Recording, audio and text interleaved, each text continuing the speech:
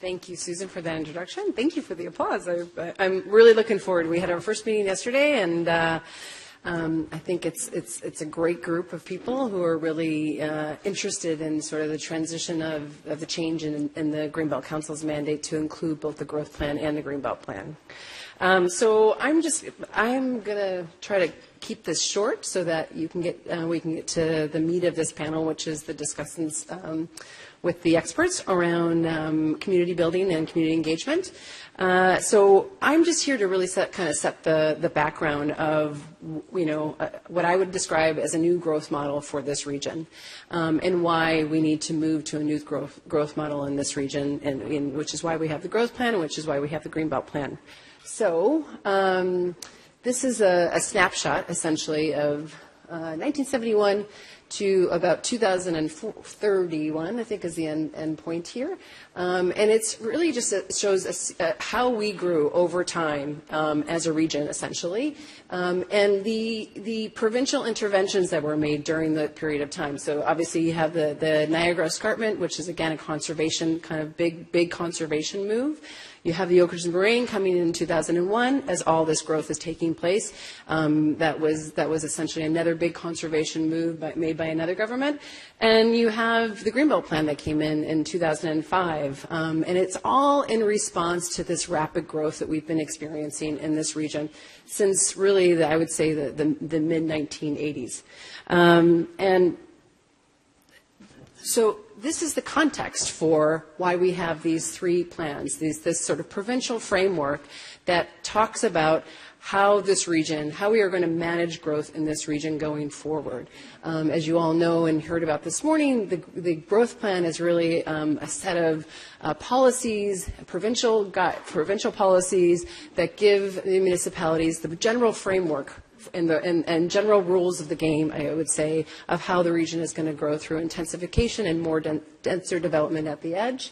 The Greenbelt Plan is really about where we're not going to grow and where we're going to, and what we need to preserve and what we need to actually cultivate in terms of a general asset in this region. It's not under review anymore. That's actually the Regional Transportation Plan is now officially our approved Regional Transportation Plan, and that is where we're investing in a different opportunities for mobilities for the citizens in this region. So it is these three plans that are the basic framework for how we're going to manage all that growth that we saw, coming our way since the early 1980s and will continue to come our way. This is really about the quantum. We're going to expect about 4 million more people, 8 million jobs or so, give or take, by 2041. This is what we have to accommodate in this larger geography. And the growth plan sets different rules for how we can accommodate that growth in the orange area called the inner ring and that sort of yellow area called the outer ring. This is generally how it's going to break down. About 3/4 of that growth, 2/3 to 3/4 of that growth is really expected to be accommodated in the GTA in Hamilton. And the rest of the growth is to be accommodated in that outer ring area. I would say the challenge that we see in the inner ring versus the outer ring, this bottom bar chart here is really about how much land has been set aside to accommodate that growth.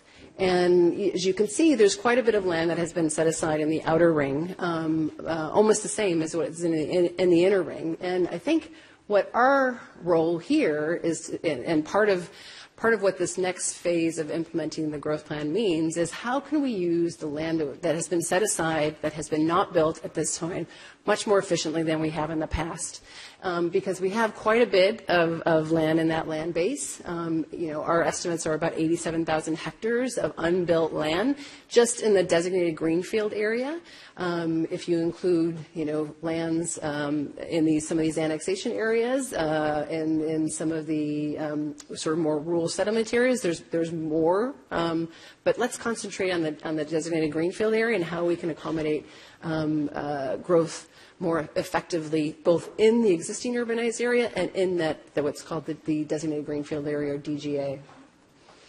this is the sort of trajectory of growth. The majority of growth that's been experienced, in the past has been in the 905. And so when we look at the projections that are in the forecasts and projections that are in the growth plan, you'll see those blue lines represent the 905 population and employment growth, and the orange lines represent the City of Toronto population and employment growth. And really, the trajectory of the 905 is much steeper.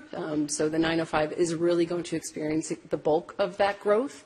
But I think there's an opportunity for the city as well to it'll be interesting to see in the 2016 census on the employment side how much employment has sort of ticked up in the city, because things are changing and markets are changing, and so there's opportunities maybe for the city to take a little bit more of that growth than it has in the past.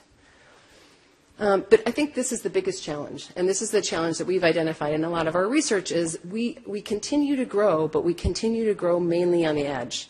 And that trajectory in the 905 that you saw has been mainly on the edge. And so this new round of growth plan implementation and the new policies that are in the growth plan are really an opportunity to change the direction of the ship, I would say, turn the ship towards inward a little bit, and trying to accommodate that growth, both in that kind of gray area, which is the existing urbanized area, and more importantly, around the transit that we're building, especially over the next 10 years.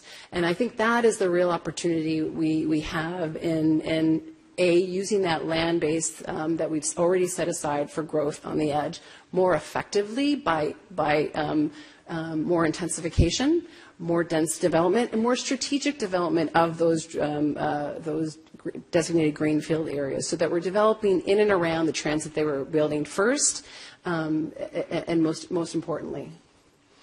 There's been a lot of talk around where we're not building enough housing to accommodate the growth that we are experiencing. What this bar chart shows is the percentage change of population growth versus dwelling growth. You have the 1991 to 2001, 2001 to 2011, and then the last 5 years, 2001 to 2016. In each of those time periods, we've always built more housing than we actually have in terms of than the growth in population. You can see that the gap between those two things is shrinking because we are now building more units. There's more, our households are changing. Oops, let's just go to this slide here. Our houses are changing. We are having declining household size. This is an imperative to grow differently than we have in the past. And also, we have more single-person households. So this third bar chart that you see here represents 2001 to 2016 census periods. And what you see is the single-person household is growing. So we have shrinking household size. We have more single-person households. That equates to a different kind of housing that we need to accommodate, and that's smaller units generally, and looking at how we can use the larger units that we've already built to accommodate some of the growth that we are going to be experiencing as well. So my last point is around what's called everyone talks about this missing middle. And what this chart shows, 2001, it's essentially the composition of the housing stock in the Greater Toronto Area and Hamilton. So 2001 is that first circle, and in the sort of peachish hue that you see there represents detached housing. And so the amount of detached housing that we have in our housing stock has not really changed a whole heck of a lot in these sort of 16 years that I'm showing here.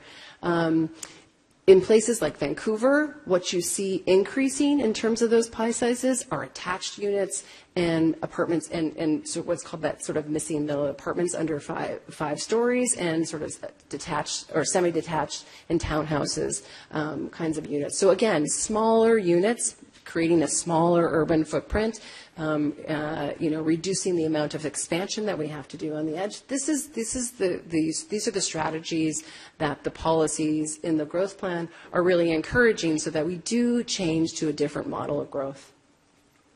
So I'm going to just leave these here as questions for you to ponder as I welcome the panelists up on